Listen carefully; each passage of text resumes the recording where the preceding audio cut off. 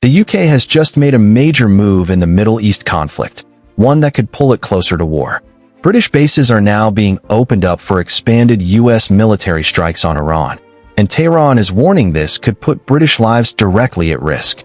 At the same time, oil routes are collapsing, missiles are flying across the region, and global energy prices are starting to surge. Here's everything you need to know. The British government has officially agreed to expand how the United States can use its military bases.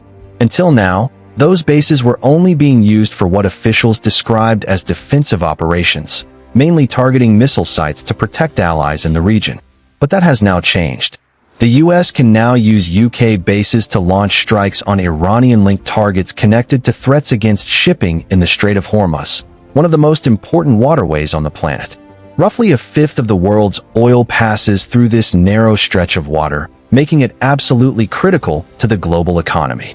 Despite the escalation, the UK government insists it is not directly entering the war, but simply expanding support for its ally. Reaction to the move has been immediate and intense. President Trump criticized the UK, saying the decision came too little, too late, and that Britain should have acted much sooner. At the same time, he suggested the US might consider winding down the conflict, though his comments have been mixed, saying he does not support a ceasefire while the US has the upper hand militarily. Iran, on the other hand, has issued a direct warning. Its foreign minister says the UK's decision is an act of aggression, and that it could make British citizens and assets legitimate targets. On the battlefield, the situation continues to escalate rapidly. US forces are carrying out strikes deep inside southern Iran. Meanwhile, Israeli warplanes have expanded their operations, now targeting areas near the Caspian Sea in the north, marking a major geographical escalation. Iran is continuing to retaliate. Missiles are being launched across the region, including toward Israel. In one case, fragments from an intercepted missile landed near Jerusalem's Old City, close to major religious landmarks. Inside Iran, the impact is severe. Airstrikes are hitting infrastructure and high-level officials, but civilians are increasingly caught in the crossfire.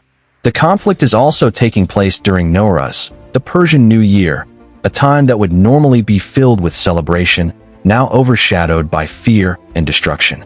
Funerals are becoming a daily occurrence.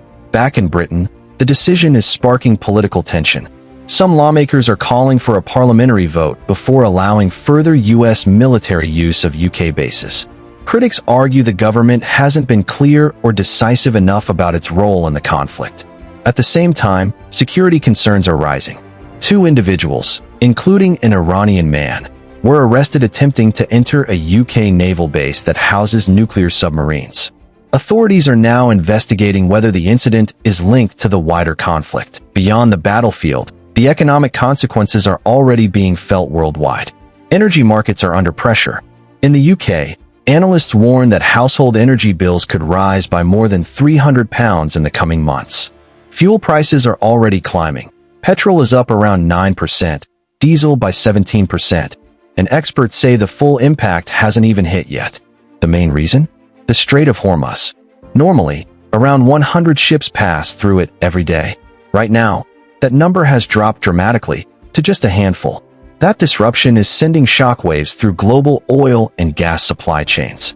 Experts are calling this one of the most serious energy security crises in decades, potentially even bigger than the oil shocks of the 1970s or the energy crisis following the war in Ukraine. So where does this go from here? The US is continuing its military operations. Iran is showing no signs of backing down. The UK is trying to walk a fine line, supporting its ally without being dragged fully into the conflict. But with tensions rising, oil supplies under threat, and warnings of further escalation, the risk of a wider regional war is growing. This situation is changing fast, and what happens next could impact everything from global politics to the price you pay for fuel. Subscribe for the latest updates, and let me know your thoughts in the comments. Is this escalation justified, or are we heading towards something much bigger?